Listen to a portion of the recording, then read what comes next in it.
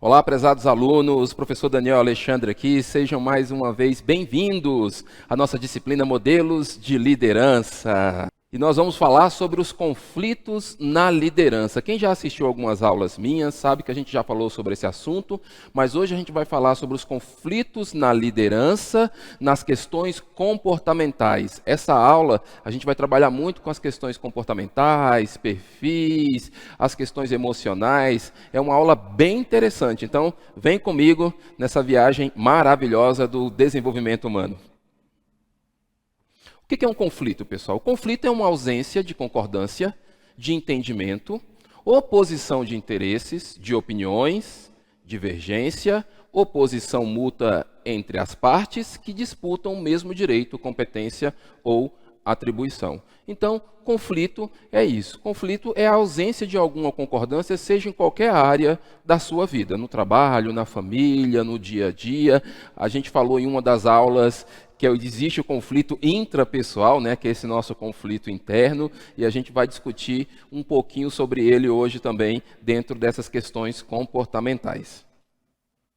Então, como eu já falei, nós vamos trabalhar as questões comportamentais. O que são questões comportamentais? É tudo aquilo que envolve o comportamento. Por que determinados indivíduos agem de uma forma e outros agem de uma forma totalmente diferente? Por que alguns indivíduos estão no mesmo ambiente, às vezes são até irmãos, do mesmo pai e da mesma mãe, mas têm um comportamento diferente, têm uma resposta diferente dentro de algumas questões ou de algumas coisas que estão acontecendo que geram algum conflito. Então, nós vamos trabalhar bastante com essa questão comportamental.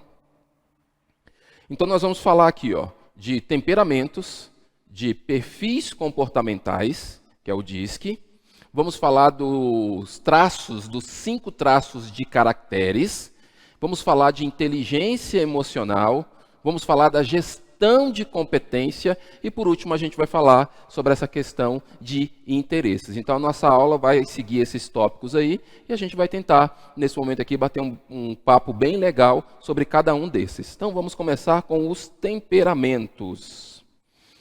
Nós temos aí 4 temperamentos básicos, né? São os 4 tipos de temperamentos. Nós temos o sanguíneo, o colérico, o melancólico e o fleumático. Nós vamos começar pelo sanguíneo. Quem é esse camarada sanguíneo? Sanguíneo vem de sangue, né? Aquela pessoa que tem aquela expressão assim, essa pessoa, o sangue corre nas veias.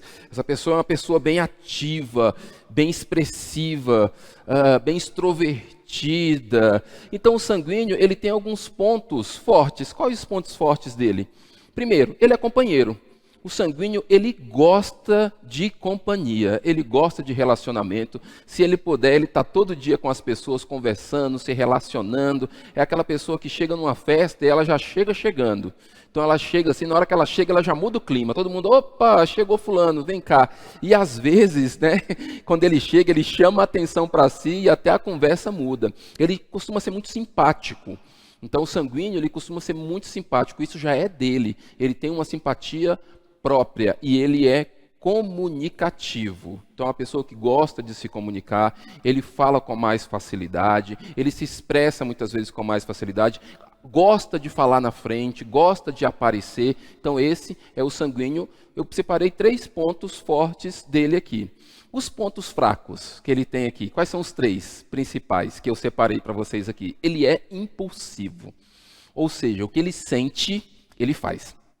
Sentiu vontade de fazer, foi. E ele tem muito essa questão de sentir. É tanto que a fala dele é assim, olha, eu senti vontade de levantar hoje para trabalhar. Hoje eu não estou sentindo vontade de trabalhar. Senti vontade de comer essa comida. Hoje eu não estou sentindo vontade de comer. Olha, sabia que eu estou sentindo vontade de assistir um filme? Olha, eu não senti muito desse filme. Então ele tem muito essa questão de sentir. E realmente ele é muito sensível nessa questão. Ele sente as coisas, ele sente o ambiente. E por causa disso, às vezes ele é impulsivo. Na hora que quando ele menos percebe, ele foi lá e fez. Ou ele foi lá e fez, aconteceu. Não existe, eu já falei em uma das aulas, que não existe essa história de eu agir sem pensar. Não tem esse negócio. Você ficar bem assim, desculpa, agir sem pensar. Não tem isso. O que acontece é, você pensa e você faz. Porque o que antecede a ação é o pensamento. Então, o que acontece, professor Daniel? Acontece que é muito rápido. Quem é impulsivo, ele pensa, foi lá e fez. Ele não reflete as consequências. Ele não reflete para saber qual a consequência daquela palavra, qual a consequência daquela ação, qual a consequência de ter ido daquela forma, ou naquela intensidade, ou naquele tom. Esse é o sanguíneo, que às vezes ele é muito impulsivo. Por vezes também ele é inseguro. Às vezes ele se sente muito inseguro, então assim, ele não tem segurança, às vezes nem naquilo que ele fala, às vezes ele não tem segurança em quem ele é, às vezes ele não tem segurança em alguns trabalhos. Em algum momento, quando ele está num processo de dor, ou quando ele está passando por um processo de sofrimento ou ansiedade, ele tende a se autoafirmar. Então ele gosta de se autoafirmar e às vezes pedir que os outros falem sobre ele. O que você está achando? Você está gostando de mim? Tá bem aqui? Tá bem isso? E às vezes, se ele tem um quê de perfeccionismo, a pessoa fala para ele que ele está bem, que o trabalho está bem feito, que aquela roupa está adequada, ele vai lá e troca. Então por que perguntou, né? É um momento de insegurança, de ansiedade. E ele costuma ser muito barulhento. É aquela pessoa que às vezes, quando está ansiosa, ela fala pelos cotovelos. E às vezes, dependendo do grau de sanguíneo e dependendo do grau de ansiedade, às vezes ele não sabe a hora de parar. E ele começa a falar, fala, e vai embora e fala. Tem gente que fala, opa, espera aí, para um pouquinho, deixa eu falar um pouquinho, deixa o outro falar um pouquinho. Então esse é o sanguíneo. Ele é muito bom na liderança porque ele é aquele camarada que ele tem energia. Ele leva o grupo, ele incentiva, ele estimula. Então o sanguíneo, ele tem essa característica aí. Vamos para o próximo? O próximo é o colérico. Quem é o colérico, né? Colérico vem de cólera. O colérico, ele é otimista. Aquela pessoa que é otimista. Então, ele consegue enxergar oportunidades no meio do caos. A coisa está acontecendo, o pau está quebrando e ele consegue enxergar uma oportunidade naquele momento de caos ali. Então, ele costuma ser muito otimista. E ele também é prático. Ele gosta de coisas que dão resultado. Então, para ele é mais importante o resultado do que o relacionamento. O relacionamento vai ser importante desde que traga para ele algum resultado. E ele gosta de ser objetivo, prático, então tem que gerar algum benefício, tem que gerar algum resultado. Ele é decidido.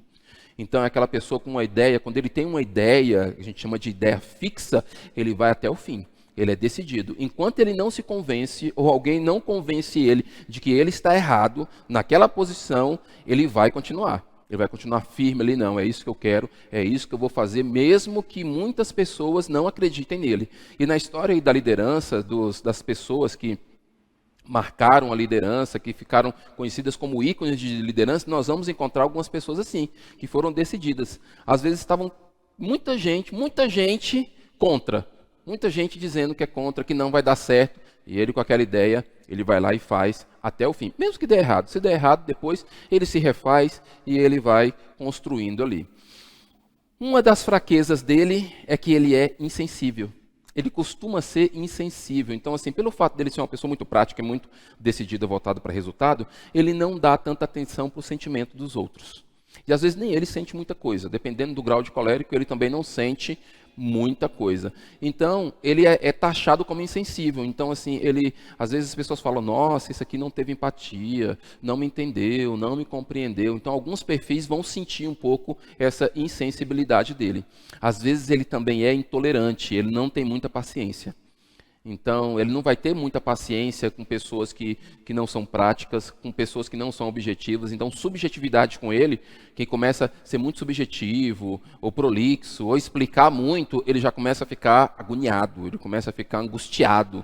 Então, assim, ele costuma ser intolerante. Então, ele não tolera muita coisa. Então, dependendo do que estiver acontecendo, ele sai dali. E, às vezes, ele pode ser autossuficiente. Então, uma pessoa que tem um grau de colérico muito alto, ele costuma demonstrar autossuficiência. O que é ser autossuficiente? É aquela pessoa realmente que se acha, né? Então ele está se achando, ou seja, até a postura dele é diferente, né? Ele estufa o peito, ele levanta o nariz, ele anda, né, assim como com um ar de oponência e ele não dá muita atenção e ele olha assim, ou seja, eu posso conseguir tudo, eu posso fazer as coisas, eu não preciso de você. Se você foi embora, eu tenho outro no meu lugar. Preste atenção que eu estou falando as pessoas que têm um grau muito alto, né? As pessoas que têm um grau muito alto. Porque quando a gente vai fazer o teste, a gente é um pouquinho de cada. Então, o colérico é esse aí. E o próximo é o melancólico. Diferente do colérico, o melancólico, um dos pontos positivos dele é que ele é sensível. Aí você poderia falar bem assim, mas sensibilidade não é um ponto negativo? Não nesse sentido. Porque pelo fato dele ser sensível, ele consegue sentir o outro, ele consegue ter empatia, ele consegue perceber a beleza de coisas simples. Então, o melancólico, ele vai ter um lugar dele dentro da empresa, dentro de alguns trabalhos. Então, essa sensibilidade vai ajudar muito ele nesse sentido. Aí você poderia perguntar para mim, se fosse numa aula aqui, que a gente estivesse aqui ao vivo conversando, você poderia perguntar, tá, mas sensibilidade não pode ser algo negativo? Pode. Pode sim. Porque essa mesma sensibilidade que ajuda pode trazer sofrimento. Pode fazer com que ele se esconda, pode fazer com que ele se sinta mal, porque ele tem essa tendência de trazer as coisas para ele. Mas nesse caso aqui, essa sensibilidade é um ponto positivo. Ele é muito dedicado. Então o que ele pega para fazer, ele faz com dedicação, ele faz com cuidado, ele quer deixar bem feito. Então ele é muito dedicado, ele é muito cuidadoso, o melancólico, e ele é leal. Se você tiver um amigo melancólico, ele vai ficar com você até o fim. Porque ele vai falar o seguinte, você é meu amigo. Não importa o que aconteça, não importa o que esteja acontecendo, se você errou, deixou de errar, você é meu amigo. Então ele costuma ser muito leal. Mas, já pegando o gancho dessa questão de leal aqui, do mesmo jeito que ele é leal, se ele se sentir magoado, se ele se sentir trocado, se ele se sentir abandonado, ele também pode ser muito vingativo. É aquela pessoa que às vezes assim, como ele é muito quieto, às vezes ele é quieto, às vezes ele está ali na dele, mas é aquele que às vezes está assim, ó, matando na unha. Ah, tá, então é isso? Então vou fazer com você. Você está achando o quê?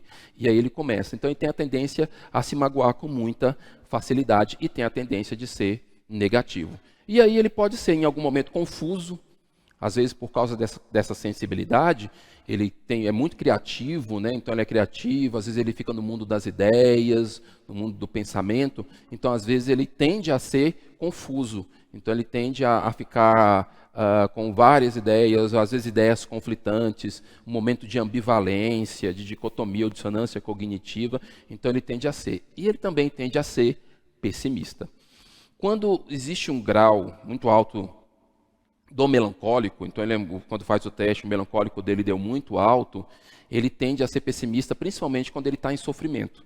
Se acontece alguma coisa ruim, ele tende a ser aquele que fala, sabe aquela figura que fala, ó dia, ó azar, ó minha vida, ninguém me ama, ninguém me quer, ninguém cuida de mim. Então esse é o melancólico quando ele está num processo aí de dor, de sofrimento. Foram os 3 que eu separei para vocês aí. E o último, dentro dos traços do temperamento, é o fleumático. Quem é esse fleumático? Né? Fleumático vem de fleuma, né? Ele é tranquilo. Um dos pontos positivos dele é que ele é tranquilo. Já viu aquela história assim, no senso comum que a gente encontra, assim, fala cabeça de peixe? Nossa, mas fulano é cabeça de peixe, mas nada incomoda. Ele anda devagar. Ele fala devagar, ele come devagar. Então, a pessoa assim que ele é tranquilo, ele vai caminhando, vai na dele, assim, no passo dele, aquela música, né? Ando devagar porque já tive pressa. Essa é a música do fleumático. E ele é diplomático. Então, ele é muito articulador. O fleumático, ele não costuma ter muito problema, porque ele assim, ele consegue articular as coisas. Então, ele entende um, entende outro, conversa com um, conversa com outro. Como ele fala baixo, como ele fala tranquilo, como ele é um camarada calmo, é difícil, às vezes, ele entrar em determinados conflitos. Para ter um conflito com ele, tem que ser um negócio muito sério, porque ele não vai dar muita para isso, não. Ele fala, não, então deixa para lá. Não, você pensa assim? Então tudo bem, está tudo certo. E aí ele deixa para lá. E ele vai deixando. Então ele é muito diplomático. E ele é conservador. Ele tende a ser conservador, tradicional. Então ele gosta de rotina, ele gosta de fazer a mesma coisa, ele não gosta de muita mudança não.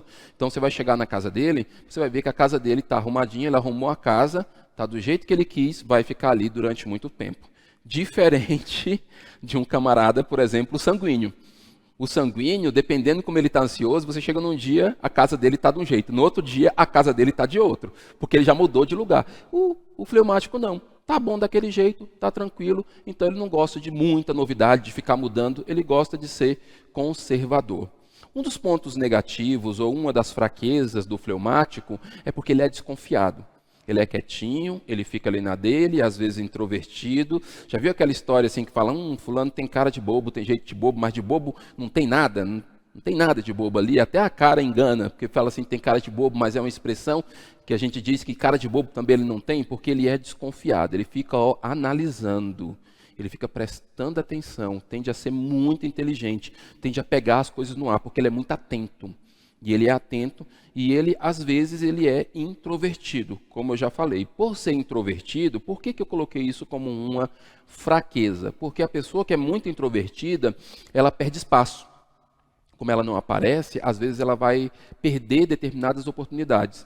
Às vezes ele é muito bom naquilo que ele faz, ele consegue fazer as coisas direito, ele consegue entregar no prazo, ele consegue ser uma pessoa que consegue fazer excelentes planilhas, mas se ele não aparece, se ele não fala, se ele fica muito introvertido, vai perder as oportunidades ali. E ele é calculista. Eu coloquei aí também como uma fraqueza calculista, por quê? Porque a pessoa que é muito calculista, ela tende a ser julgadora. Então ela fica calculando muito, analisando muito e às vezes ela julga.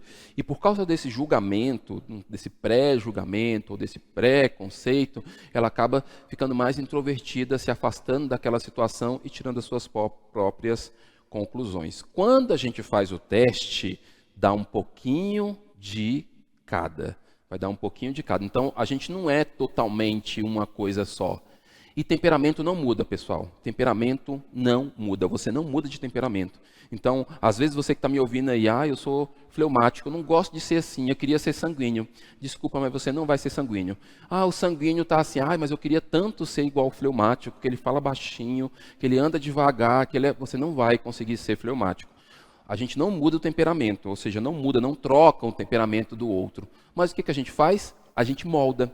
A gente pode moldar o temperamento. Então, uma pessoa que é muito sanguínea, que fala demais, que fala na hora que não deve, que acaba, às vezes, até sendo inconveniente, ele vai conseguir segurar isso, ele consegue segurar a onda.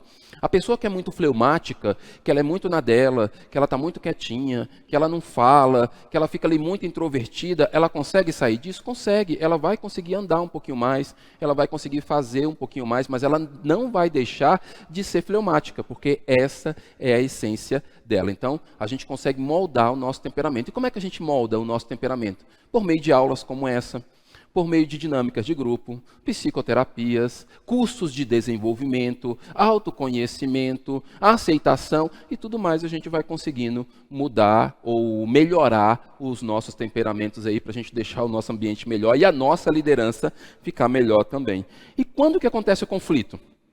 Estamos falando aí de conflito, né? Como é que acontece o conflito? Agora vocês vão entender por que acontecem alguns conflitos na empresa, por que acontecem alguns conflitos no casamento. Em sala de aula, às vezes eu estou falando isso, aí alguns alunos falam assim, por que eu não tive essa aula antes de casar? Aí eu já tenho ouvido isso tanto que eu estou pensando que isso é uma oportunidade de mercado. Eu acho que eu estou falando aqui, estou acabando vendendo o meu peixe aqui antes da hora, e alguém pode até pegar, né? Mas é verdade. Talvez fazer assim, olha, antes de casar, antes de você dizer o sim, vamos fazer um teste de temperamento para você não se assustar quando chegar lá no seu casamento. Por exemplo, quando encontra um sanguíneo com um colérico, qual o conflito que pode acontecer aí? Um muito sanguíneo e um muito colérico. Então, muito sanguíneo, muito colérico, e essas pessoas não passaram por um processo de desenvolvimento. O que acontece? O sanguíneo, ele é muito voltado para relacionamento. O colérico, ele é muito voltado para resultado. E aí, quando esses dois se encontram dentro da empresa, em uma liderança, o sanguíneo vai virar para o colérico e vai falar bem assim: você é insensível, você não gosta das pessoas, você olha só como você está tratando os outros, você tem que ter um pouco mais de empatia. E aí o colérico vira para o sanguíneo: você que é um desequilibrado, você que é um impulsivo, você é um precipitado, você fala pelos cotovelos, não tem ordem, não se organiza. E aí vem a briga, sanguíneo com colérico. Aí nós temos um conflito, porque são comportamentos diferentes. E um, às vezes, não consegue entender o outro. E nesse momento de conflito, um quer atacar o outro, principalmente na fraqueza dele. E o colérico com o melancólico?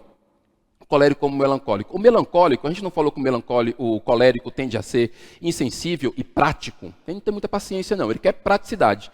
O melancólico, ele é sensível, e ele costuma ser dedicado e ele gosta de florear às vezes, porque ele é muito imaginativo. Então, para ele contar uma coisa, ele tem que falar que o sol está bonito, que a chuva estava gostosa, que aquele cheiro daquela flor era muito boa. E o colérico está assim: o que isso tem a ver com o que a gente está fazendo agora? Essa pessoa está viajando. E o colérico, aí o que acontece? Aí tem choque. Nesse caso aí, quando junta um colérico com um melancólico, no primeiro grito do colérico, o melancólico começa a chorar. Então ele já sai quando o colérico fala assim: para que isso serve? Aí o melancólico e aí já chora, já se sente mal e às vezes guarda mágoa e aí de alguma forma quer ser vingativo naquele momento. Então o melancólico, ele não vai bater de frente, e aí o colérico já vai dispensar logo: não quero trabalhar com alguém assim, que alguém assim para mim não serve. E aí começa o atrito. E às vezes o melancólico, o que ele vai fazer? Ele vai se esconder. Então ele se esconde, como ele sabe que o colérico fala alto, como ele sabe que o colérico é muito forte, é muito impossível, o melancólico sempre vai dizer sim. É o sim, Senhor, sim, Senhor, sim, Senhor. E aí o melancólico tende a ficar no momento de adoecimento. É por isso que algumas pessoas, às vezes, acabam tendo alguns problemas psicossomáticos, problema de autoestima, porque está numa relação dessa. Como ele não tem coragem de se expor, como ele não tem coragem de falar, porque se ele falar, ele se sente mal, ele prefere guardar a dor com ele. Então, esse é um conflito aí na liderança e nos relacionamentos. Sanguíneo com fleumático. O sanguíneo, ele não é impulsivo, ele não é apressado, ele gosta assim das coisas dele para ontem. Então, se acontecer alguma coisa, já deu um start para fazer alguma coisa, ele já quer fazer logo, ele não tem tendência para esperar. Por exemplo, se você fala para um sanguíneo assim: olha, eu quero conversar com você na semana que vem, meu Deus do céu, acabou com a semana dele, acabou com o final de semana, acabou tudo. Porque ele fica pensando: o que ele quer falar comigo? Por que ele não falou logo? Por que ele não disse isso? E a cabeça dele está 1000 por hora, porque o sanguíneo ele é assim, ele quer fazer um monte de coisa ao mesmo tempo, ele quer se envolver, ele quer assoviar e chupar cana, ele quer fazer tudo isso. Então, quando ele é muito sanguíneo, ele é assim. E o fleumático? O fleumático é: calma, rapaz. Isso ainda é para a semana que vem. Nós temos outras coisas para fazer aqui. Então vamos fazer o seguinte, vamos ver esse relatório aqui agora. O que a gente vai fazendo aqui, quando chegar lá já vai estar tudo pronto. Aí o sanguíneo, perto do camarada dele, ele já fica agoniado. Fala: gente, como é que a pessoa pode ser tão paciente? Isso não é possível, a pessoa não anda. A pessoa não anda. Aí o sanguíneo diz que o fleumático não anda e o fleumático diz que o sanguíneo está rápido demais. E aí nós temos um conflito. Porque um quer correr e o outro quer ir devagar. E aí, não dá. Você quer ver, às vezes, presta atenção na rua. Quando você vê, por exemplo, alguns casais caminhando, uma família, está lá o marido, a esposa e os meninos. Você vai ver que o sanguíneo sempre vai estar na frente. Ele está andando lá na frente, aí quando você olha para trás, está o pai ou está a mãe, dependendo de quem for. Se for fleumático, se a mãe for fleumática, ela vai estar lá atrás, com os meninos andando devagar, olhando as vitrines, e o pai já vai estar lá na frente, e olhando: vambora, gente, vambora. E aí o contrário, se for a mulher que for sanguínea e o marido fleumático está ali com os meninos, andando devagar, e a mulher já está lá: meu filho, tu não anda, meu filho, vambora, meu filho, isso aqui é um parado, não anda. Isso é o quê? É o sanguíneo com o fleumático. Então nós temos aí um conflito. Colérico com colérico. Eita, colérico, sai de perto. Por quê? Os dois são firmes. Os dois tendem a ser insensíveis. Os dois são voltados para resultado. Então ele quer ganhar. Tende a ser autossuficiente. Então ele vai querer ganhar. Dois desses camaradas negociando é briga de gigante, é briga de leão. É um querendo pegar o outro. E vai para cima: não vou. E o meu limite é tantos mil. Não, mas o meu limite é tantos mil. Então não vou te vender, então você não compra. Problema seu. Não quer comprar, não quer vender e vamos ver. Porque você vai perder e é um tentando convencer o outro. Eita, aí vai longe, amiga. Aí os dois negociando, dependendo. Se tiver no momento de sofrimento, então, aí que ele vai realmente cair para cima e vai querer engolir o outro. Então, é uma briga ali forte e perigoso. Perigoso, porque se esses dois se encontram no momento de sofrimento, no momento de dor, pode ir para fight. E aí a gente tem realmente que tirar, porque não vai dar certo. É igual briga de cachorro. Um em cima do outro. É assim, parecido com isso. Se tiver no momento de dor, se tiver no momento de ansiedade, de muita angústia. Então eles tendem a ser, quando juntam os dois, dá conflito. E sanguíneo com sanguíneo? O sanguíneo com sanguíneo, o problema é porque os dois falam muito. Como os dois falam muito, um quer falar, quer primeiro. E aí ninguém se entende, porque ele começa a falar e fala bem assim, não, deixa eu falar, não, deixa eu falar, porque você já falou muito. Não, mas deixa eu falar, não, espera aqui, espera um pouquinho, deixa eu falar, e aí fica tocando no outro, aí segura, não, olha, vem cá, presta atenção em mim, deixa eu falar. Não, mas você já falou demais. E aí eles não se entendem. Como eles gostam de relacionamento, dificilmente eles vão brigar. Né, dependendo do grau de sanguíneo, só se eles tiverem sofrimento, se eles tiverem dor, aí eles vão brigar. Mas não sendo, a discussão deles vai ser essa. É um querendo falar mais que o outro. E quando você vê uma família que é sanguínea, ou dois sanguíneos conversando, você acha que está brigando. Você escuta assim e fala, gente, o que está acontecendo assim? Que briga é essa? Estão conversando, mas às vezes tende a falar alto, tende a falar muito. E aí vem o quê? Não se entende, e aí vem uns conflitos. Então, os conflitos dos temperamentos são esses. Mais uma vez, a gente não troca de temperamento, mas a gente consegue moldar. Aí você poderia perguntar, professor, mas tem como esses temperamentos se encontrarem e não ter esse conflito todo? Tem, gente. Claro que tem. Desde que eu saiba quem é o outro e desde que eu consiga me controlar. Por exemplo, se tem dois coléricos que sabem que os dois vão brigar, que os dois vão tentar um convencer o outro, e que se ficar nessa não vai dar certo, eles vão falar, gente, olha, como eu já sei que você vai tentar me convencer, e eu também sei que eu vou tentar te convencer, ao invés da gente perder tempo aqui, gastando tanta energia, vamos tentar logo num acordo? Pronto, simples assim. E aí o colérico com o melancólico. O colérico fala, olha, eu sei que você sente bastante, e eu tenho essa postura de ser mais firme, mas vamos fazer um seguinte, eu vou falar isso aqui para você, vamos ver, isso aqui para você tá bom? Então o colérico ele vai baixar um pouquinho o tom para falar com o melancólico. E o melancólico, ele vai tentar não levar tudo para o lado pessoal. Vai falar, não, a gente está aqui, eu sei que eu sinto mesmo, que quando fala alguma coisa comigo, eu me sinto ofendido, então eu vou tentar não levar para o lado pessoal, e ele vai tentar não levar para o lado pessoal, e vai tentar não se ofender naquele momento. E assim por diante. Da mesma forma o sanguíneo com o fleumático. O fleumático dá para andar um pouquinho mais rápido? Ele vai andar um pouquinho mais rápido. O sanguíneo dá para andar um pouco mais devagar? Vai andar um pouquinho devagar. Então vamos andar juntos? Né? Vamos tentar andar, não vai um na frente, outro atrás, fica feio, né? Essa questão, um atrás, é aquela confusão toda. Então tem como a gente se resolver. Então esses são os conflitos aí dos temperamentos. E agora nós entramos aqui na análise de perfil comportamental DISC, que foi inspirada no livro As Emoções das Pessoas Normais, de 1928. A análise de perfil comportamental DISC, ela é parecida com os temperamentos. Nós temos 4 pontos ali, ó, dominância, influência, cautela e estabilidade. Então nós temos aí o D, o I, o C e o S. Quando você faz o teste, 2 deles vão se destacar. São os 2 que vão aparecer mais e um deles tende a predominar. O que acontece aqui no DISC é que, diferente dos temperamentos, que o temperamento a gente não troca, o DISC a gente consegue melhorar de uma forma bem expressiva o comportamento, porque essa análise de perfil comportamental é como você tende a se comportar em determinadas situações. Então, se você tende a se comportar em determinadas situações de uma maneira específica, tem como você trabalhar isso.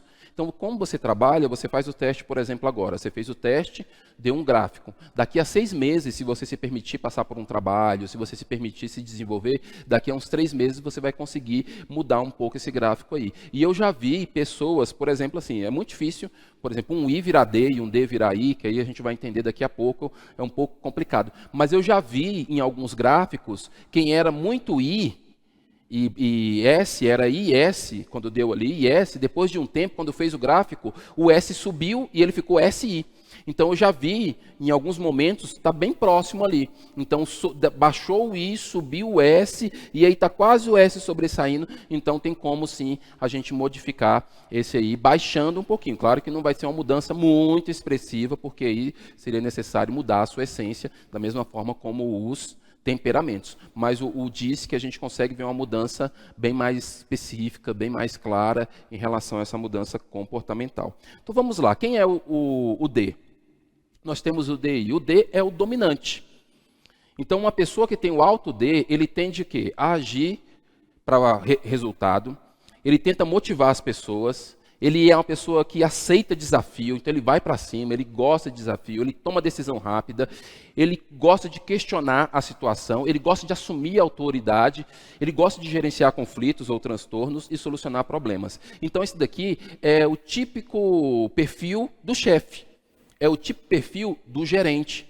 Então aquela pessoa mais firme, que gosta de tomar decisão, D de dominante, só que ele tem alguns pontos de atenção aí, como nós falamos nos temperamentos, nós temos alguns pontos de atenção e de cuidado, porque às vezes ele não calcula risco. Não sei se vocês já viram por aí, ou se vocês lembram de alguém, que uma pessoa que vai e investe muito, gosta de desafio, vai lá e investe, vai para cima, vai investir, e aí quebra investiu demais, quebrou. E daqui a pouco investe de novo. Então, às vezes, não calcula risco. Então, ele realmente quer ganhar, quer ir para cima, e às vezes ele não calcula. Então, ele tem que calcular esse risco, tem que agir com cautela e pesquisar alguns fatos e ponderar antes de tomar as decisões. Outra coisa ali é reconhecer a necessidade dos outros, que às vezes ele não reconhece, pelo fato dele ser muito voltado para resultado, não reconhece a necessidade dos outros, e pesar os prós e os contras. Então, a atenção que a gente tem nesse D aí. Quem é o D nos temperamentos? Quando a gente fala do D, a gente já liga ao colérico. Então, uma pessoa alto D, possivelmente, ela vai ser, sim, uma pessoa colérica. E o I de influente. Quem é o I? O I, o alto I, ele tende a agir assim.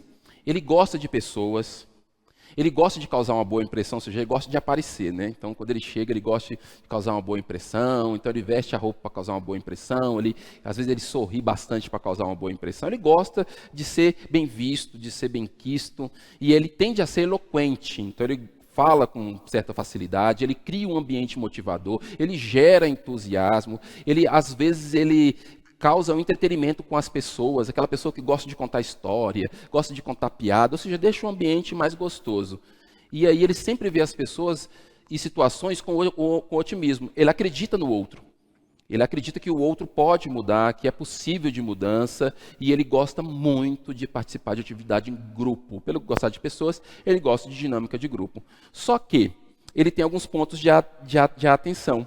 Qual o ponto de atenção que essa pessoa precisa ter? Ela tem que se concentrar na tarefa. O alto I, ele tende o seguinte, não é que ele é procrastinador. Existe uma diferença entre ser procrastinador e a pessoa que quer fazer várias coisas. Então, a pessoa que procrastina é aquela pessoa que pega as coisas e vai deixando para lá. Ela não faz, ela vai ficando à toa mesmo, vai deixando para lá, vai deixando para lá. O alto I não. O que o alto I faz às vezes?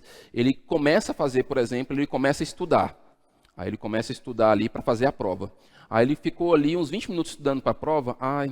Eu acho que eu vou ali pintar a parede. Aí vai lá e começa a pintar a parede. Daqui a pouco, não, eu estou lembrando que eu tenho que lavar o carro. Aí vai lá e começa a lavar o carro. E aí ele tende a querer fazer tudo isso. Aí quer pintar a parede, quer lavar o carro, quer estudar. E ele fica trocando de uma ação para outra. Então ele não se concentra na tarefa. Então ele tem muita dificuldade de se concentrar naquilo que ele está fazendo e fazer até o fim.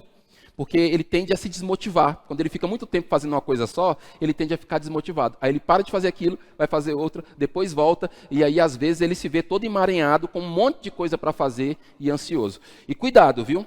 Cuidado. O alto I, ele tende a se viciar em estresse. Estresse para prazo. Ele tende a se viciar. E isso parece que o corpo dele já precisa ter essa sensação de deixar a coisa para a última hora.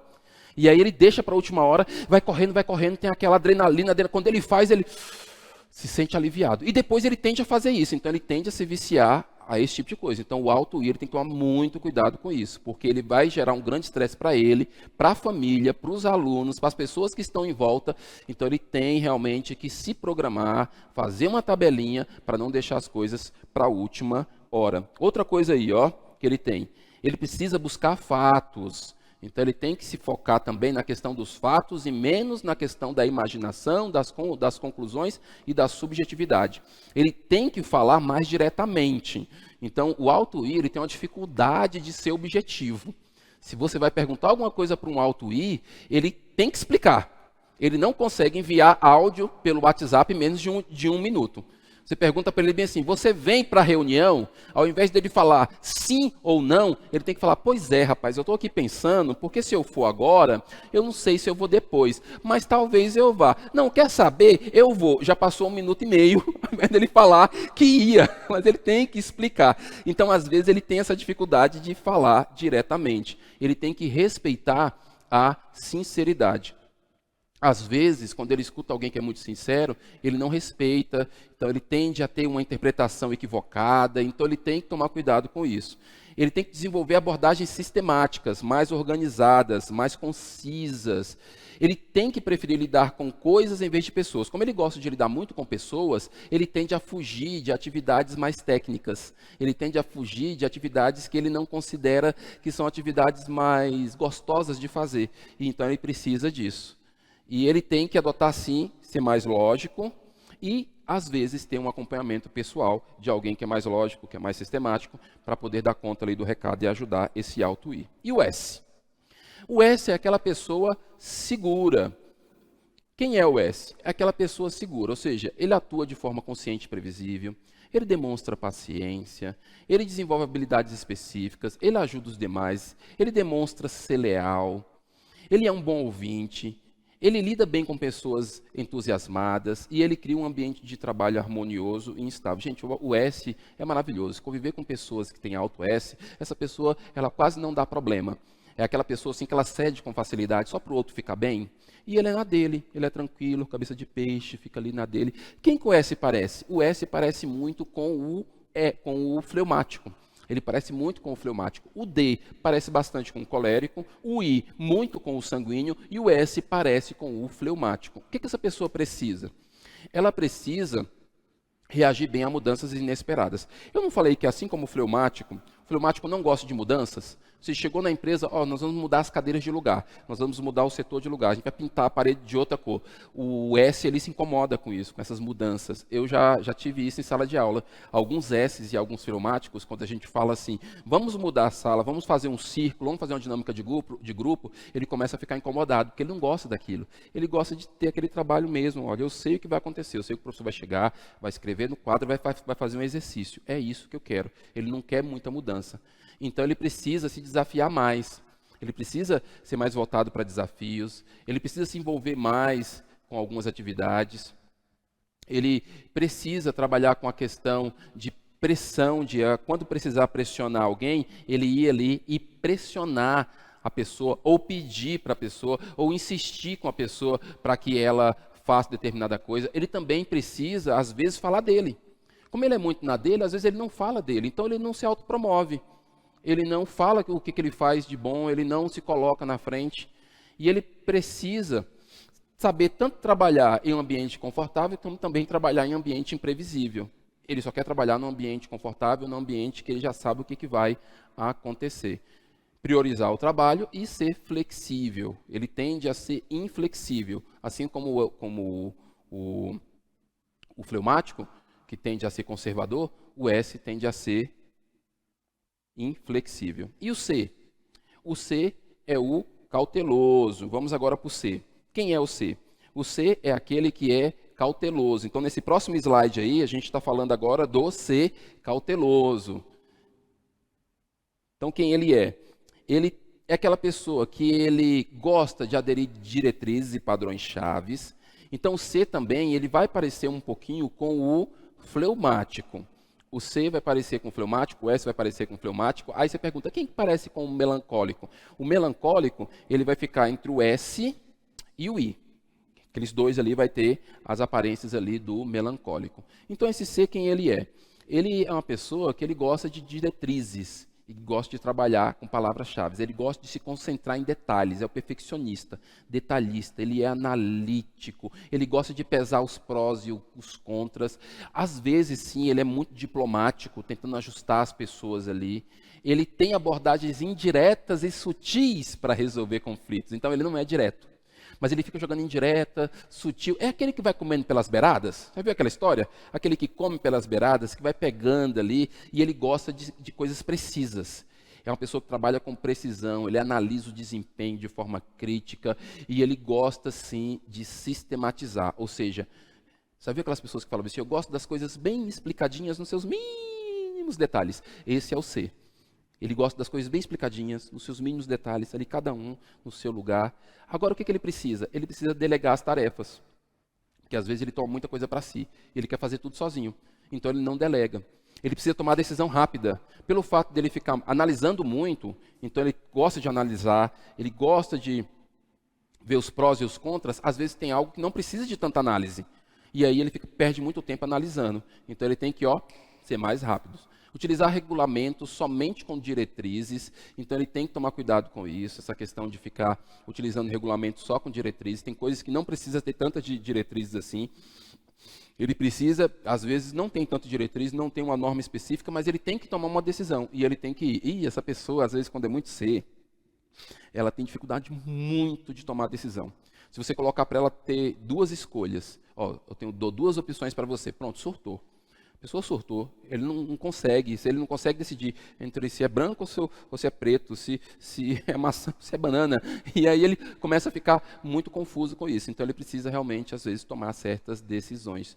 Chegar a um consenso quanto à posição, que é isso que eu estou falando, né, de não ficar analisando muito, apresentar algumas posições desagradáveis. Às vezes ele tem dificuldade de apresentar uma posição desagradável, porque como ele quer ser diplomático, ele não quer falar nada desagradável, né, que desagrade os outros. Ele precisa iniciar e facilitar discussões. Às vezes ele não inicia, às vezes ele também não facilita a discussão e ele precisa sim incentivar o trabalho em equipe e trabalhar em equipe, porque esse C, ele gosta de trabalhar sozinho.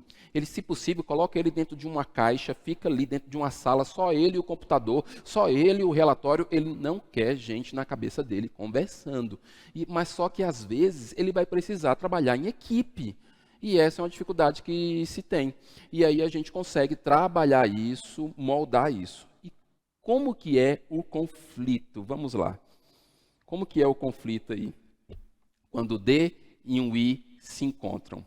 O D não é dominante, o I não é influente, o D ele pensa em dinheiro, o I pensa em pessoas. E aí, parecido com o sanguíneo e com o colérico, vai dar choque, porque o D vai falar bem assim, eu não vou fazer isso, porque essa empresa não é uma empresa de caridade. E o I vai falar bem assim, mas como que você não considera o outro? Como que você não considera o ser humano? Você não tem coração. E aí começa a briga do D com o I. Um querendo dizer que está certo, o outro querendo, e assim aí começa. E aí o I ele tende a se ofender.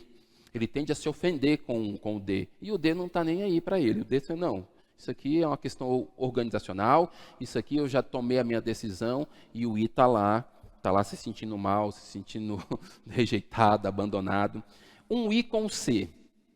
O I não é aquela pessoa que gosta de conversar, que gosta de falar, que gosta de trabalhar em grupo. E o C, ele não gosta de nada disso. Ele não gosta de ficar falando muito, ele não gosta de trabalhar em grupo. Agora, se você coloca um I para trabalhar junto com o C, aí vai ser terrível, porque o I vai ficar toda hora querendo conversar. Você viu aquela reportagem? Você viu o que aconteceu lá no jornal? Você viu o que está acontecendo no mundo? E o C não quer conversa, ele quer fazer o trabalho dele e ficar na dele. Ele não quer que fique no ouvido dele. Aí começa o conflito. Ele fala, daqui a pouco o C, pelo amor de Deus, tira aquela criatura de mim ou me tira daquele lugar, porque eu não dou conta. E o I vai estar falando, gente, mas que pessoa mal educada. Eu chego, eu converso, ele não responde, ele não atende, ele não interage. Mas que pessoa mal amada, que pessoa mal educada. E não é nada disso. Não é mal educada, não é mal amada, é o perfil dela. E dois Ds conversando ou liderando é aquela briga de gigante. Os dois decididos, visionários, gostam de conquistar, gostam de demonstrar a sua ideia, estão ali batendo um com o outro. E o I com o I parecido com o sanguíneo, consanguíneo. Os dois gostam de pessoas, os dois gostam de conversar, os dois gostam de aparecer, então daqui a pouco está os dois disputando espaço. Então, se tem dois Is liderando, um vai querer aparecer mais que o outro, um vai querer brilhar mais que o outro, um vai querer falar mais que o outro. E aí começa aquela coisinha assim, ai, fulano vem mais, gostaram mais dele do que de mim, e estão gostando, e não sei o quê. Começa a se sentir trocado, começa a se sentir abandonado, e aí vai aquela história toda aí de conflito. Tem como mudar, tem como trabalhar todos eles são importantes, não existe perfil ruim, não existe temperamento ruim, que isso fique bem claro. Até o final da aula, eu tenho certeza que você vai compreender muito bem isso. E os 5 traços de caracteres. Vamos falar agora dos 5 traços de caracteres. Quem foi que propôs isso? O primeiro a propor isso foi William Reich, médico psicanalista contemporâneo de Freud. Então ele começou a perceber que alguns pacientes dele tinham comportamentos semelhantes relacionados ao formato do corpo. Então ele percebeu o seguinte, que ele ia atendendo, ia observando, e ele começou a observar que determinados sofrimentos, determinadas palavras, determinados comportamentos estavam associados ao formato do corpo de determinadas pessoas. E aí ele propôs essa pesquisa aí e propôs esses 5 traços de caracteres pautado no formato do corpo de cada um desses. E aí ele cunhou 5 traços de caracteres. Vamos para o primeiro. Primeiro traço de caractere, de acordo lá com William Reich. Os nomes, eles são estranhos no primeiro momento, porque você vai ouvir esses nomes aqui, então eu gostaria de te pedir um favor. Não associe esses nomes a transtornos mentais, tá? Não, nesse caso aqui, não está relacionado com isso, com nenhum transtorno mental, com nenhum comportamento assim ilícito, não é isso, tá? É porque quando ele foi cunhar, quando ele foi colocar essas informações, fazer a teoria dele, ele usou essas palavras, e essas palavras, esses adjetivos aí, ou esses traços, acabou ficando com esses nomes mesmo. Então, não se preocupe de ficar assim, eu sou isso, você está dizendo que eu sou isso, eu não sou isso, ou meu filho é isso, ou minha mãe é isso, não é isso, está amarrado em nome de Jesus. Não, não é isso não, porque às vezes quando a gente escuta, a gente fica assim, meu Deus, ele falou todas essas características que eu tenho, mas eu não sou isso, eu não sou isso. Então calma, o nome é só um nome, então não está relacionado com nenhum transtorno mental, com ninguém que está agredindo a outra pessoa, não é isso, tá? Não é isso, então pode ficar tranquilo. Quem é o esquizoide? O esquizoide é a pessoa que tem muita energia na cabeça, ele é muito criativo, ele não gosta de contato, ele vive no mundo das ideias. Então, a pessoa que ela tende a ser magra, então ela é mais magra, ela tem uma cabeça um pouco maior, ela tem as pernas mais finas, ela tem os olhos um pouco assim desfocados. Quando você olha para um esquizoide, o olhar dele parece que não está olhando para você, parece que ele está no mundo da lua, e realmente ele está em outro mundo. Ele é muito imaginativo, ele é muito criativo, ele tem umas ideias maravilhosas, ele não gosta muito de contato. Ele não gosta de ficar muito pegando, de contato, essas coisas não. Ele gosta de falar de ideias. Você quer conquistar um esquizoide? Você quer liderar bem um esquizoide na questão de liderança? Fale das ideias dele. Aceite as ideias dele. Comente as ideias dele. Chame ele para conversar sobre ideias. É o que ele gosta. Esse é o esquizoide. E o próximo é o oral. Quem é o oral? O oral são aquelas pessoas que têm um formato do corpo mais arredondado, aquelas pessoas que a gente considera assim que são mais fofinhas, são mais agradáveis, aquela pessoa que o olhar dela já é aquele olhar assim de pedindo assim, cuida de mim, parece que o olhar já atrai assim, cuida de mim, vamos conversar, já cria uma ligação com o outro. Então, o oral, ele é muito voltado para sentimento, ele sente o ambiente, ele sente o outro, ele gosta de sentir as coisas, olha, ele gosta de toque, ele gosta de elogio, ele gosta de romantismo, ele gosta de filme que faz chorar. Esse é o oral, e ele tende a ser muito acolhedor. É aquela pessoa na empresa que acolhe os outros, que escuta os outros. Excelente para trabalhar em recursos humanos, excelente para trabalhar com processo de desenvolvimento, quando ele está no recurso. Porque quando ele está na dor, às vezes ele tende a se fechar, e aí ele não fala de sentimento, ele não acolhe, ele tende a ir para dentro de uma caverna e se esconder ali. E aí, quando ele está na dor ou no sofrimento, às vezes ele come muito, às vezes se sente muito mal. E ele tende a ser muito simpático. O oral, ele tende a ser muito simpático. Ele tende a conquistar o outro na primeira impressão. Então, com essa simpatia, ele conquista. E ele é muito voltado para relacionamento. Não tinha como não ser, né, pessoal? Falando de tudo isso aqui, que gosta de sentimento, que gosta de ser acolhedor, que gosta de contato, que gosta de romantismo. E ele realmente gosta de se relacionar com os outros. Esse é o oral. O próximo é o psicopata. Lembra que eu falei para vocês, para não se assustar, coloca psicopata assim, já pensa, né, naquele que mata, naquele que vai... Não é isso, tá? Não é nesse sentido, não, tá? Não é aquele que mata, nem faz o outro sofrer, porque sente prazer no sofrimento do outro. Não é isso. Quem é o psicopata? O psicopata, o corpo dele é mais triangular. Então ele tende a ser maior em cima e menor embaixo. A cabeça dele tende a ser um pouco mais triangular, mais afinadinha. E ele é muito negociador. É aquela pessoa que gosta de negociar. Ela tem habilidade para negociar, ela tem habilidade para vender, ela tem habilidade para convencer o outro. Ele é analista, ele analisa, ele olha, quando o olhar dele já é um olhar avaliador. É aquela pessoa que olha, já viu alguns olhares assim?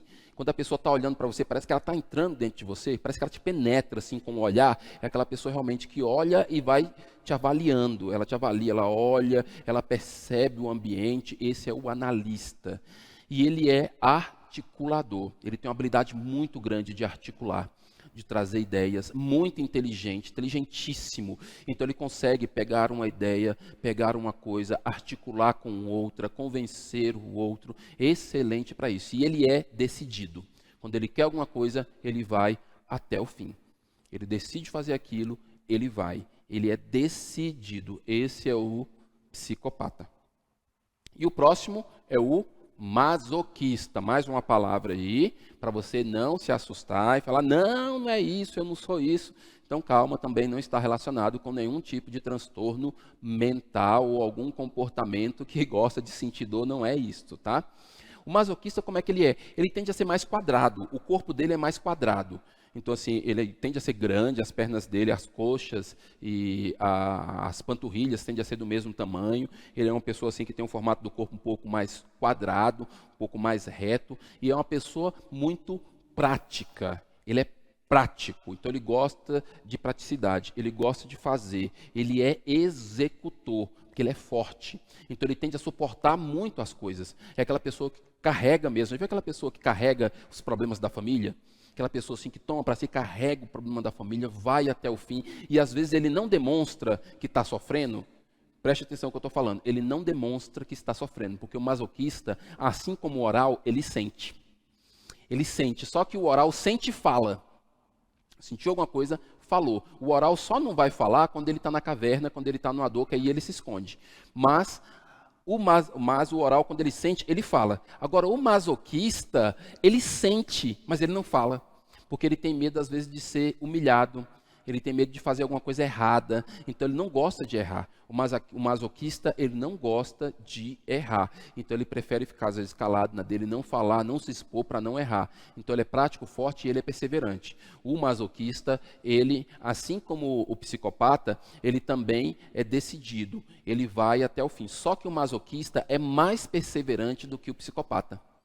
O psicopata, ele é decidido, né? Ele tende a fazer as coisas, só que o masoquista, ele é perseverante. Aquela pessoa, quando começa alguma coisa, ela vai até o fim. E o sofrimento não vai fazer essa pessoa parar. Ele vai para cima e ele demonstra muita segurança. Ele demonstra segurança na postura, ele demonstra segurança na forma como ele fala, ele demonstra segurança. Então, é uma pessoa, ou um comportamento, ou um caráter, que os outros tendem a procurar ele para ajudar. Quando precisa de uma ajuda, quando precisa conversar, quando precisa falar alguma coisa, porque sabe que a pessoa suporta, sabe que ela aguenta a pancada. Já o oral às vezes ele não aguenta muita pancada não, né? E o esquizoide também, às vezes ele se esconde, não quer contato. Então o masoquista é esse. Ele é prático, forte, perseverante e seguro. Ele tende a ser muito seguro.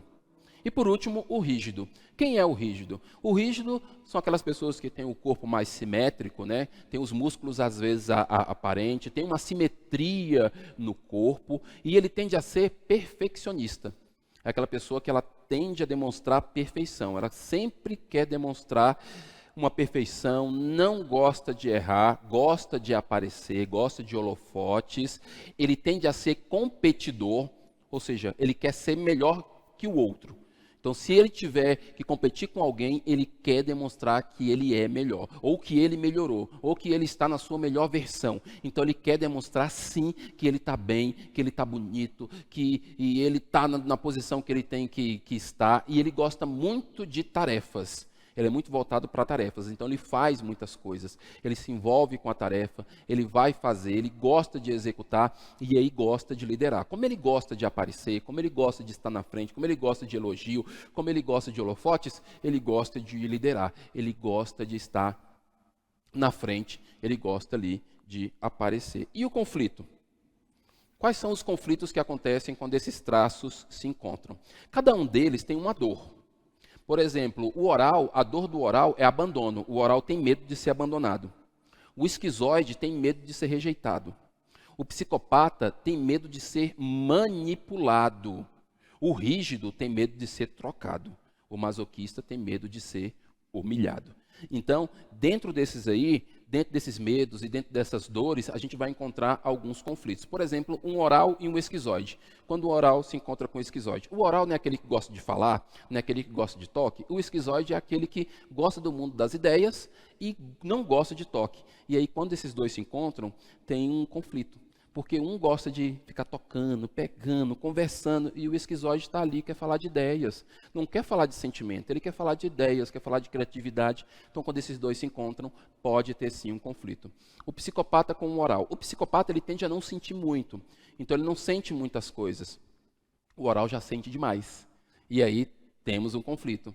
Um que sente muito, um que não sente tanto assim. Um que tem muita empatia, que se coloca no lugar do outro, que quer entender o outro pelo sentimento, que quer acolher. E o psicopata, que é mais decidido, que é mais voltado para tarefas, que é mais negociador, que vai mais para frente, que tenta convencer mais o outro. Então nós temos o quê? Um conflito aí, ó, um batendo com o outro nesse conflito. E o rígido e o masoquista. O rígido é aquele voltado para tarefas, é aquele perfeccionista, é aquele que gosta de holofotes, é aquele que vai para cima, que gosta de competir.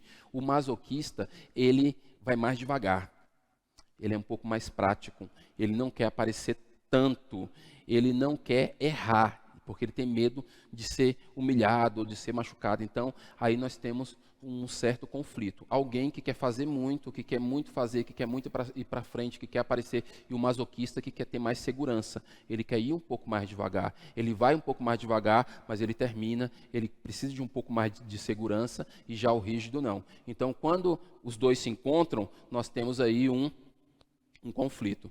Mais uma vez, falando, não existe temperamento, não existe perfil comportamental e não existe caráter ruim. O que nós temos aqui são vários comportamentos, vários estilos que eles precisam ser moldados. No caso dos temperamentos, a gente consegue moldar o temperamento. A gente molda ele, diminui um pouquinho. No comportamental, a gente consegue modificar alguns comportamentos. Se eu tendo a agir de determinada forma em algumas situações, eu mudo os comportamentos. Aqui, nos caracteres. Nos caracteres, o que eu tenho que fazer? Eu tenho que sair do meu momento de dor. Porque quando eu estou no meu momento de dor, o meu traço de caráter, ele sim é ruim. Quando eu estou no momento de dor. Porque quando eu estou no momento de dor, aí eu vou me sentir mal e às vezes eu vou deixar o ambiente ruim, não vou produzir, não vou liderar, não vou fazer aquilo que deve ser feito. Então tem como moldar isso. De que forma? Por meio de técnicas psicoterápicas, por meio de desenvolvimento, por meio de aulas como essa, por meio de várias coisas que você pode encontrar ou que você pode descobrir que é melhor para o seu perfil. Então, pessoal, continuando, nós vamos continuar falando sobre essas questões de liderança e comportamento. Onde que nós estamos?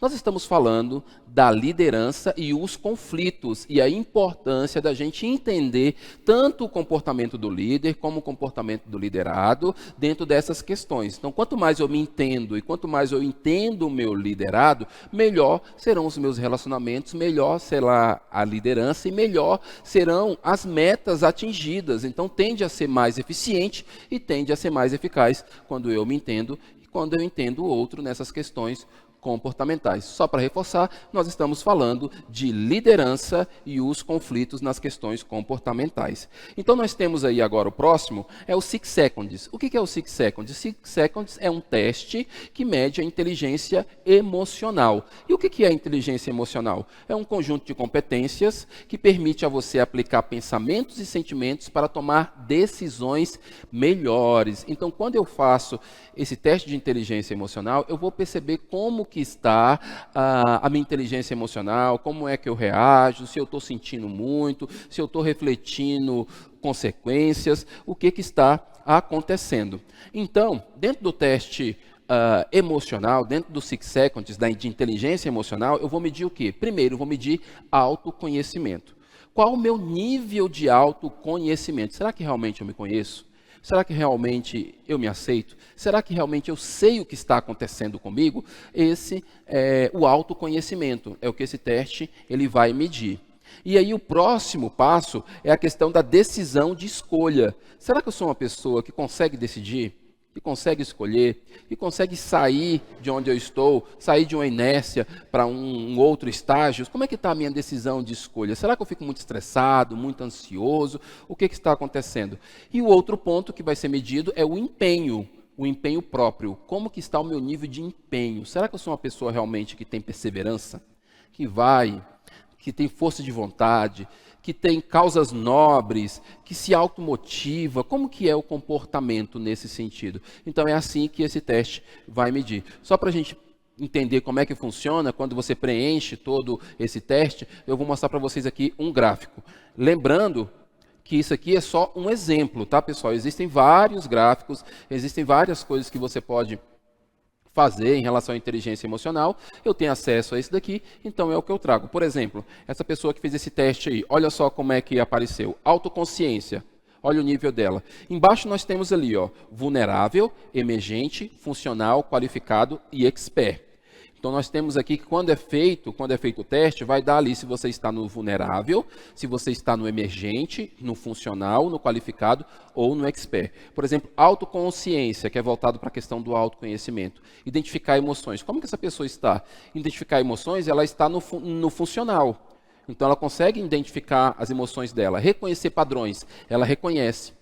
Ela está no qualificado, então está no nível muito bom aí, ó, quase chegando lá no expert de reconhecer padrões. Então ela sabe por que ela age, ela sabe por que ela se comporta daquela forma, então ela reconhece alguns padrões e sabe que quando ela está em alguns ambientes, ela tende a se comportar daquela maneira. Autorregulação, será que essa pessoa reflete consequência? Olha aí como é que está. Se ela reflete consequência, ela está no nível funcional, quase no emergente. Então, nesse caso aí, é uma pessoa que ela precisa refletir um pouco mais as consequências. Então, ela tende a não refletir muito. Se bem que ela está bem ali no meio, mas ela tende a não refletir muito. O interessante seria que ela estivesse no qualificado, refletindo as consequências. Ela consegue navegar emoções, mudar de uma emoção para outra? Também está no funcional. Às vezes ela não consegue. Ela não consegue sair de um momento de uma emoção ruim para ir para uma outra emoção. E a emoção interna também está no funcional. O que é essa motivação interna? Motivação interna, às vezes, tem dificuldade de se motivar.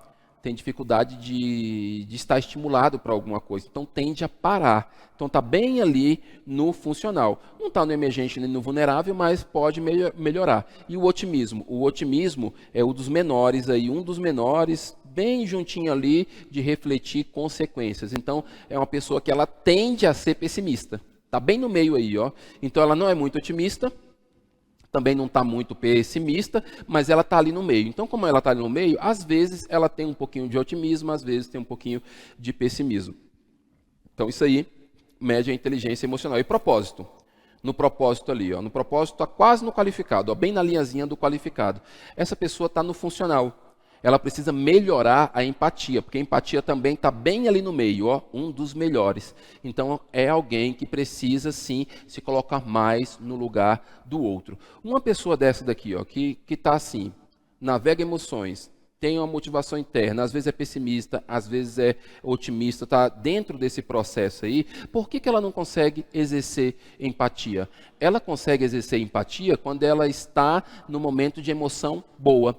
Quando ela está se sentindo bem, quando alguém está agradando, Quando alguém está fazendo alguma coisa que ela gosta, ou quando alguém é uma pessoa amiga, quando é alguém que não oferece risco para ela, ela consegue exercer empatia. Agora, quando é alguém que está oferecendo algum risco, ou que não está considerando, ou que não está agradando, ou que não está, por exemplo, reconhecendo, ela tem dificuldade de exercer a empatia, porque a emoção dela vai estar do outro lado. Ela vai estar puxando para o pessimismo, ela vai estar puxando para outro tipo de emoção, logo ela não consegue exercer empatia. Então ela tem que treinar a empatia não só com pessoas que estão agradando, mas sim com pessoas que às vezes não estão agradando. E aí ela tem que se esforçar para ter empatia com alguém que desagrada ou com alguém que está trazendo algum desconforto para ela. Agora, essa pessoa que no qualificado, é o que ela tem? Ela busca metas nobres.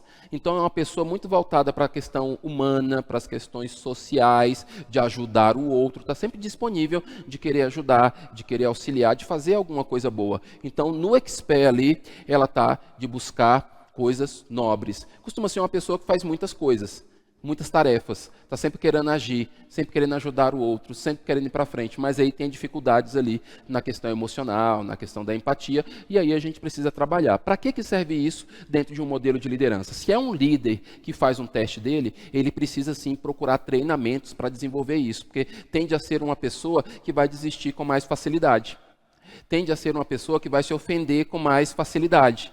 Apesar de buscar metas nobres, mas vai se ofender com mais facilidade. Então tem que trabalhar isso. Se é um liderado, o líder tem que estar atento a essa pessoa e trazer essa pessoa para junto dele quando for trabalhar alguma coisa social na empresa, quando for fazer alguma coisa que aquele liderado entender que aquilo tem valor e que está alinhado com os valores dele. Se você pega um liderado desse e você dá uma tarefa para ele que está alinhado com os valores desse liderado, você vai ter um sucesso enorme. Você não vai ter nem tanto trabalho, porque essa pessoa vai desenvolver bem aquela ação. Daí essa importância de reconhecimento nesse processo de inteligência emocional. E qual o conflito que a gente tem quando a gente trabalha com essas questões emocionais? Qual o conflito que a gente vai ter quando a gente encontra uma pessoa que não tem uma boa inteligência emocional? De todos os conflitos, eu pensei nesses aqui, que é a questão dos mecanismos de defesa, ou a gente chama dos mecanismos de defesa do ego. Uma pessoa que não está com uma boa inteligência emocional, que não está com umas emoções trabalhadas, ou umas emoções organizadas, vamos dizer assim, uma pessoa que está dessa forma, ela tende a ter esses mecanismos de defesa. Em uma das aulas eu cheguei a comentar isso, o que são mecanismos de defesa.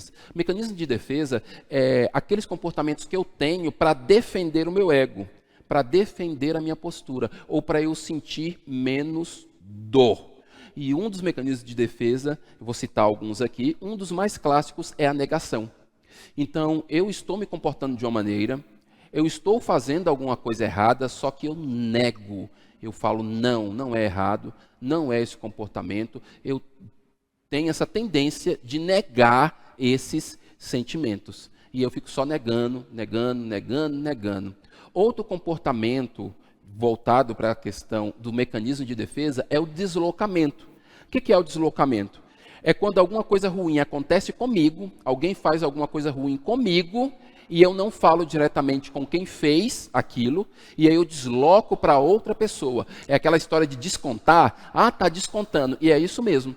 É o deslocamento. É descontar no outro aquilo que alguém fez. Então alguém brigou comigo, quem chegou aqui na minha frente, eu brigo com a pessoa. Eu descarrego em cima da pessoa algum sentimento, algum comportamento, porque aquilo está me matando, me angustiando. Esse é um mecanismo de defesa. Outro mecanismo de defesa clássico que a gente tem aí é o mecanismo de defesa projeção. Quando eu projeto no outro, e é exatamente isso mesmo, o dedo apontado para o outro, alguma coisa que eu tenho internalizado, alguma coisa que está na minha área oculta.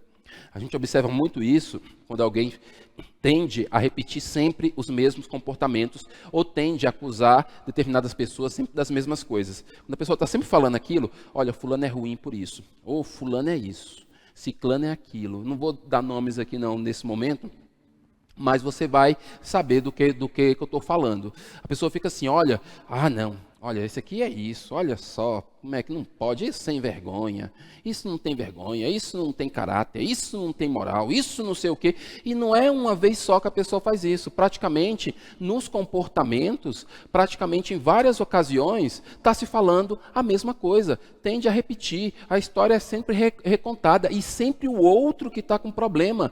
Quando você vai fazer uma pesquisa com essa pessoa, geralmente, a gente não pode dizer que é, tá? Não vou ser bem determinista de falar que é, mas geralmente esses comportamentos que estão sendo ditos que são comportamentos ruins, isso está guardado, isso está na área oculta, isso ali. Ou a pessoa faz, ou tem vontade de fazer, ou já fez em algum momento, ou isso está bem internalizado, está recalcado ali de alguma forma e ela acaba projetando no outro. E outro, vou ficar só nesses aqui, outro que eu vou falar é o de regressão. O que é regressão?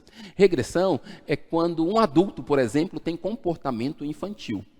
Então, aquela história, você já viu aquela história de quero ver quem é que me tira daqui, quero ver qual o homem que vai me tirar daqui, eu não saio, não vou, por quê? Porque eu não quero ir, eu quero ver quem é que vai me tirar, e não vou sair daqui não vou, não sou obrigado, não tenho que ir, por que isso, por que aquilo, o que é isso, gente? Birra. É um adulto dando birra. Ou aquela história assim, corta aqui, Belém, Belém, nunca mais estou de bem. Já viu isso? Quem é da minha idade vai entender basicamente o que eu estou falando. Ficar de mal, não falo, não dou bom dia, estou de mal, estou não sei o quê. Isso é o quê? Regressão. É um mecanismo de defesa do ego, que é um comportamento infantil ou um comportamento que você já passou daquela fase, já passou daquele processo, mas aí você está regredindo, voltando para essas coisas. Os mecanismos de defesa. Isso vai acontecer bastante com pessoas que não têm uma boa inteligência emocional. Quem tem uma boa inteligência emocional pode até fazer isso, porque todos nós temos. Todos nós temos mecanismos de defesa, que não são só esses. Existem vários mecanismos de defesa, não são só esses. Nós podemos ter, só que a gente reconhece padrão. A gente reconhece por que a gente fez aquilo. A gente reconhece, poxa, eu usei um mecanismo de defesa aqui, ó, neguei, ó, fiquei com tanta vergonha que eu acabei negando aquilo que eu tinha feito. Poxa vida, ó. Acabei projetando no outro, ó, projetei no outro aquilo que era comigo, ou desloquei, ou eu tive um comportamento realmente que foi um comportamento voltado para a regressão. Estou tendo um comportamento que eu já passei dessa fase e estou fazendo isso novamente. Isso causa conflitos na liderança, entre os liderados, na equipe, quando você observa alguns mecanismos de defesa. E isso tem que ser trabalhado. E aí, nós vamos falar agora de outro que é competência. Competência também é voltada para a questão comportamental. O que é competência? O modelo de competências tem mudado de acordo com as necessidades do mercado e das mudanças nas gerações. Toda vez que eu falo de competência, quem é da área de administração, quem é da área de recursos humanos, quem é dessa área comportamental aí, vai entender que competência é o chave, né? Então, antes era chá, aí depois virou chave, que é conhecimento, habilidade, valores e emoções. Então, agora colocaram o E de emoções. Então, por isso que às vezes você fala, tem pessoas que não são competentes para determinadas áreas. Às vezes, quando você fala que uma pessoa não é competente, a palavra que vem na sua cabeça é incompetente. E isso soa de maneira ruim, né? Pejorativa. Mas às vezes é a palavra que tem mesmo. A pessoa ela não tem competência para determinada função. Então, não tem que morrer, não acabou o mundo porque você não tem competência para uma função. Até agora nós não falamos de comportamento, não falamos de perfil, de temperamento, de gente que é mais calculista, de gente que é mais voltado para pessoas. Então, gente que é mais voltado para pessoas não tem competência para ser pessoas analistas, para ser pessoas calculistas, de ficar dentro de uma sala fechada. E essa pessoa que gosta de ficar dentro de uma sala fechada, com números, com relatórios, ela não tem competência para trabalhar diretamente com pessoas. Se você trocar isso e colocar pessoas em lugares diferentes, e às vezes nem conhecimento tem.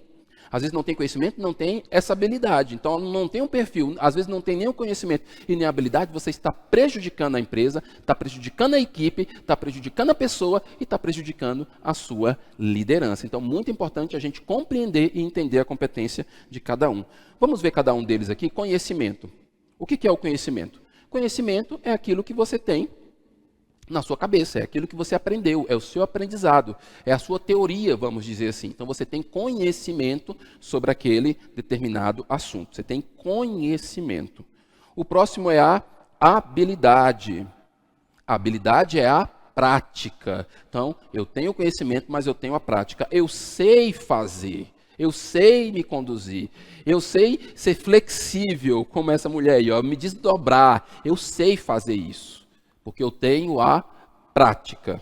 E aí nós temos a atitude. O que é atitude? Atitude é proatividade, é vontade de fazer. Então, além de eu ter conhecimento, de ter habilidade, eu tenho atitude. Então, eu sei fazer, eu posso fazer e eu quero fazer. Isso é atitude. E o que são valores? Valores são crenças, gente. Valores é aquilo que eu acredito que é importante para mim. São os meus princípios, são as minhas crenças, é aquilo que eu carrego, que faz parte da minha história de vida, e é aquilo que eu posso ter como cultural. E eu trago esse exemplo aí desse trabalhador, dessa questão cultural, né? Então é aquilo que eu vai passando de geração para geração.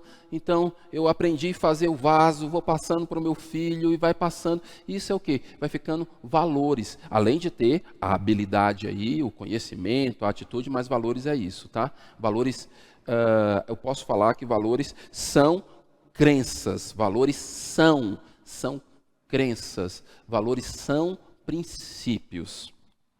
E emoção. A gente já falou bastante sobre emoção, né? O que é emoção? Emoção é aquilo que eu sinto, eu penso, eu sinto, eu faço. Então, emoção é sentimento. Então, tudo isso faz parte da questão comportamental. Então, reforçando, o que eu tenho aí? Vamos reforçar. Eu tenho conhecimento, habilidade, atitude, valores e emoção. Quando tudo isso anda junto, quando tudo isso é bem trabalhado, nós temos excelentes líderes, nós temos excelentes liderados e nós temos uma empresa trabalhando em conjunto e com certeza com eficiência e com eficácia. E qual é o conflito das competências? O conflito das competências, reforçando, o conflito das competências é quando eu coloco uma pessoa em determinada função ou em determinado cargo que não tem competência para aquilo, gente. E aí eu tenho conflito, porque eu começo a exigir do líder uma liderança que ele não tem competência para liderança. Eu começo a exigir do meu liderado um comportamento que ele não tem competência para aquele comportamento. Ou começo a exigir do meu liderado um resultado que ele não tem competência para oferecer aquele resultado. Por isso a importância de eu ser estrategista, ou seja, cada peça no seu devido lugar, como se fosse um jogo de xadrez. Cada peça no seu devido lugar, agindo da maneira correta, no momento certo, para a gente conseguir ganhar o jogo nesse mercado aí que é muito competitivo. E aí eu gosto de trazer, quando eu falo de competências, eu gosto de trazer os 4 pilares da educação. Os 4 pilares da educação são esses aqui, que dá para a gente alinhar com as competências, que é aprender a conhecer, aprender a fazer, aprender a conviver e aprender a ser. Quem já me acompanha sabe que eu gosto de falar sobre isso e eu gosto de fazer algo quando eu falo sobre os 4 pilares da educação. E eu faço assim para nunca mais você esquecer. Aprender a conhecer, aprender a conhecer, aprender a fazer, aprender a conviver e aprender a ser. De novo, aprender a conhecer, aprender a fazer, aprender a conviver e aprender a ser. Esses são os 4 pilares da educação que, quando eles estão bem alinhados, eu consigo realmente ter um excelente trabalho na empresa e com todo mundo. E dentro de tudo isso, diante de tudo isso que eu falei, dessa conversa toda que nós temos aqui, comportamentais, tanta informação, tantos perfis, tantos testes, nós temos aí que tudo isso vai girar em torno dos interesses. Então, quando eu tenho interesses opostos, com certeza eu vou ter conflito. Então, eu preciso entender os interesses e a necessidade de cada um, do líder, da equipe, dos liderados, para a gente compreender e a gente ter um processo de liderança bem melhor e saber gerir bem esses conflitos. E para terminar, nós temos aí essa nossa frase aí: ninguém caminha sem aprender a caminhar, sem aprender a fazer o caminho caminhando, refazendo e retocando o sonho pelo qual se pôs a caminhar. Frase aí do grande Paulo Freire. E com essa frase eu termino a minha aula de hoje. Obrigado pela sua presença e a gente se encontra na próxima aula.